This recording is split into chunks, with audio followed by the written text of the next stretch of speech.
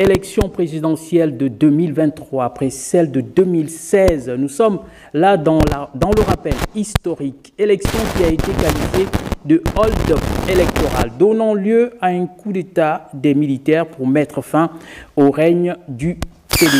Voyons cela avec Guy Frey, donc Obiang. Des résultats. Au terme de la centralisation des résultats, est élu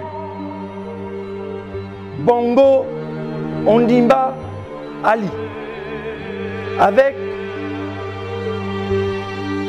293 919 voix, soit 64,27%.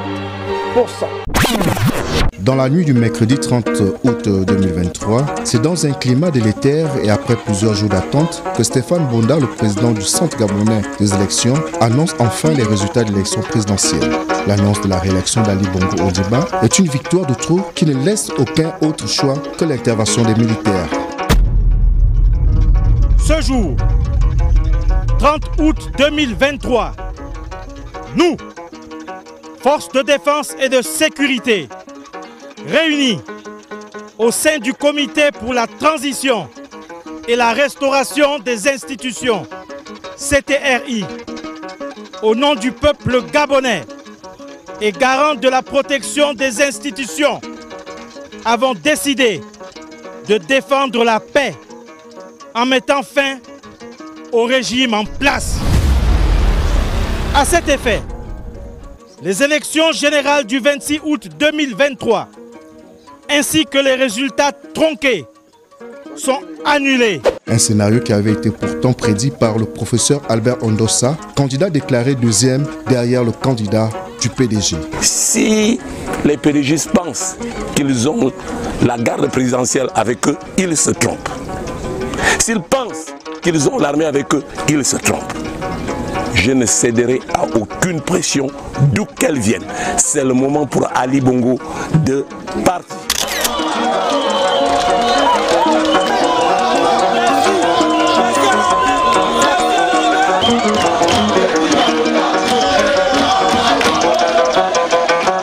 Libération. L'armée libère le pays. Pour le professeur Mesmin Noël Soumao, l'intervention du CTRI semblait inéluctable. Je crois qu'il y avait déjà un certain nombre de prémices pour les aviser en matière politique qu'il y avait quelque chose qui pouvait arriver, mais on ne savait pas de quel côté ça pouvait arriver.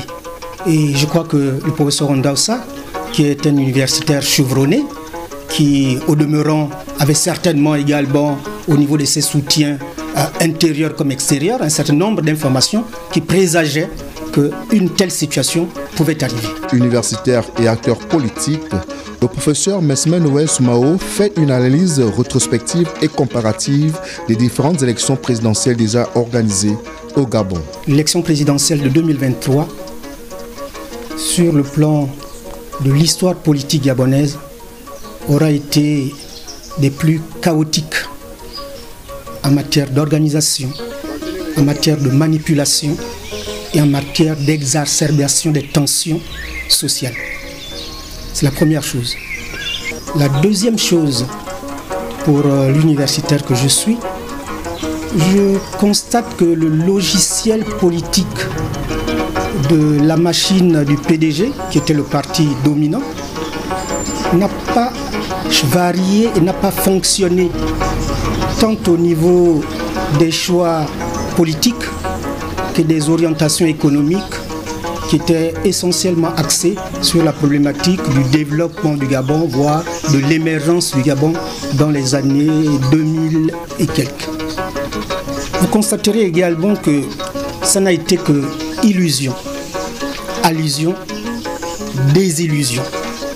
Parce que tout simplement, toutes les stratégies qui ont été déployées en matière de mobilisation avec des moyens matériels et financiers colossaux, avec l'achat des consciences, notamment orientée vers les jeunes déscolarisés, désœuvrés en milieu urbain, et particulièrement les femmes dépendantes, n'ont pas réussi à détourner ce que l'on pourrait appeler la conscience des Gabonais, qui, au demeurant, ont compris que tous ces moyens qui sont déployés pour les campagnes électorales, ce sont les moyens de l'État, donc de leur contribution au développement du Gabon.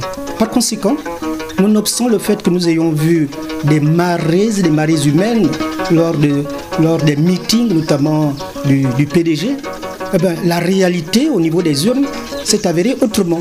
L'ancien recteur de l'université Omar Bongo émet son opinion sur l'élection présidentielle à venir.